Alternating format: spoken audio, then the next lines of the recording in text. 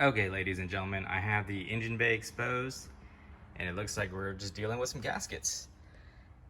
I'm gonna go ahead and get the intake manifold gasket, and I'm gonna go ahead and get some valve cover gaskets, because this van has 210,000 miles on it, and it looks like they just finally blew their top. And in case you're wondering how to get the covers off to expose the engine, I guess I should have really made a movie on that, but it's not as hard as you think it is. First, you have to remove the seats. So the seats are going to be held down by 4 simple bolts. 1, 2, 3, 4. And you can use a ratchet, 3/8 ratchet, to get those off. And I believe those are 10mm bolts.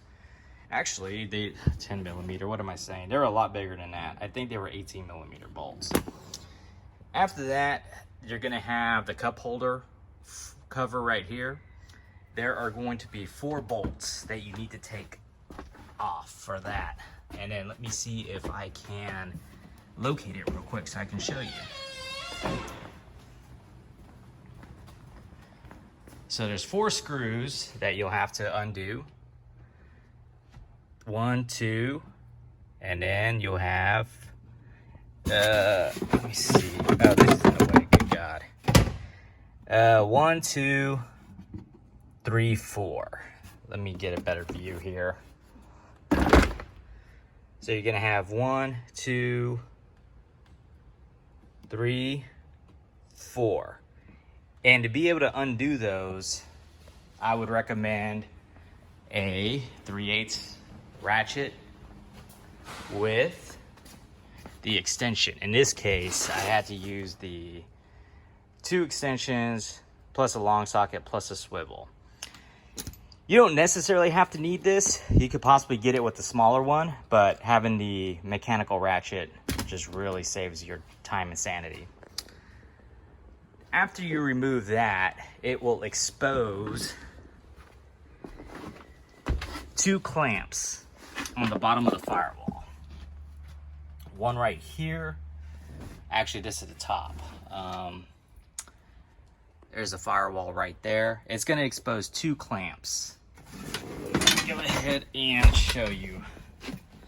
So one right here, and then one right here. And then you can see these are the bolt holes that the cup holder bolted into.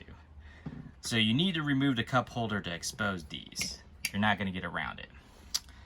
There's going to be another latch on the side here, and another latch on the side there. Once you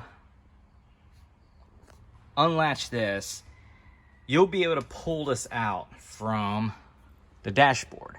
But before you do that, you have to remove the dashboard trim, bottom trim piece on the passenger side, and the dashboard bottom trim piece on the driver's side. And the only way you can do that is there are 2 bolts. There's one here and there's one there.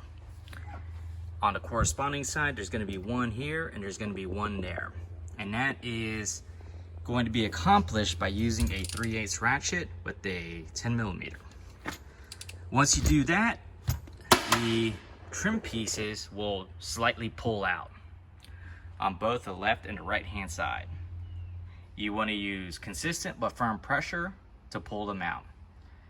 After you do that, you'll set them to the side, over there in this case, and then you will grab the firewall and you'll just pull it out and you'll expose the engine. Alright guys, so here's where I'm at. I have the firewall exposed and I'm going to see if I can get this top valve cover popped off. There's a couple of bolts here that I'm going to have to loosen up, but overall it seems like the right hand side should be a little bit less than the left hand side. There does definitely seem to be some valve cover leakage going on, especially right here. You can see it there. So I'm going to go ahead and try to see if I can pop this one off. All right, ladies and gentlemen, so that came off relatively easy, about 5 bolts holding it on. This right here is the oil dipstick, so I have to go ahead and unbolt it from up there, and then that can come out. All right, so just unscrew it right there. All right, so the right side was relatively simple. Just to walk you through what I did, I removed the coil pack, set it to the side, and there was 5 bolts that did that. I unplugged the fuel injectors and basically removed those at the same time I was removing the coil pack. I removed a bolt that was holding down the bracket, and I just lifted the oil fill spout out of the valve cover, and I just took a screwdriver and unloosened that hose, and it looks like this valve cover is ready to come off. All in all, I rate this about a 2 out of 10 in difficulty. It actually wasn't really that hard. All right, guys, so that came right off. Looks very clean underneath.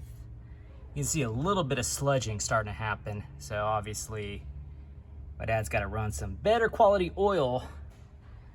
See underneath. All in all, not too bad for 210,000 miles.